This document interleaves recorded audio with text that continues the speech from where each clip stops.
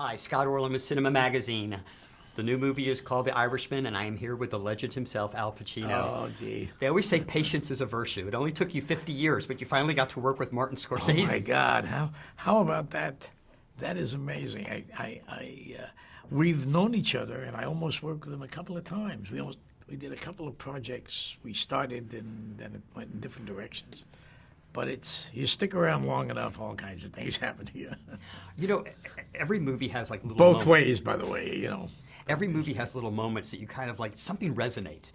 And what I loved about your character in this was his impatience. He was old school. You showed up on time. You said 10 o'clock, you were to be there at 10 o'clock. So I was wondering, what is your relationship to punctuality?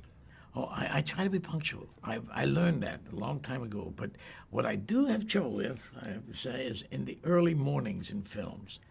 That's why I love French hours, because they start at 11 and they're civilized.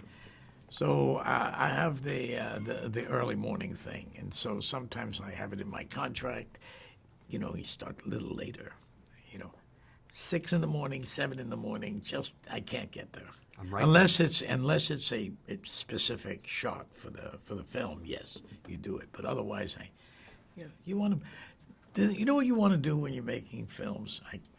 You want to feel like you're civilized, and there's still a world. You work because it's very hard work, but then a release from work is good.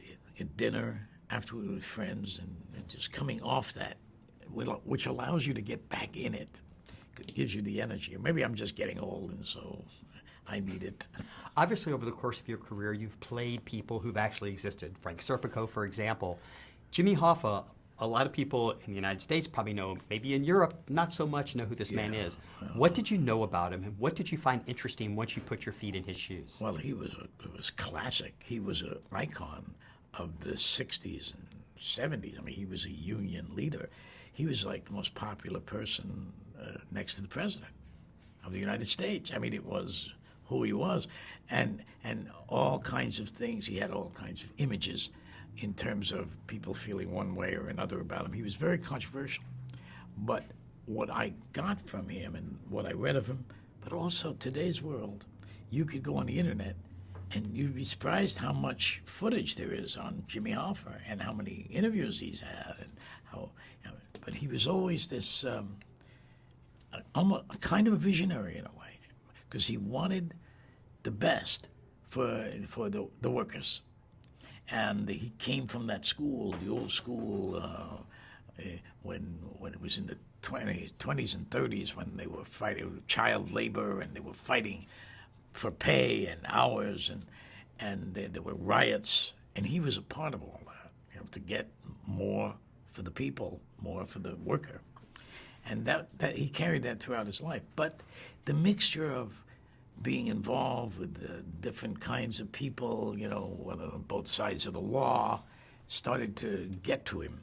And that's what a part of it is in the film. You see that relationship to what unions were and aren't the same anymore.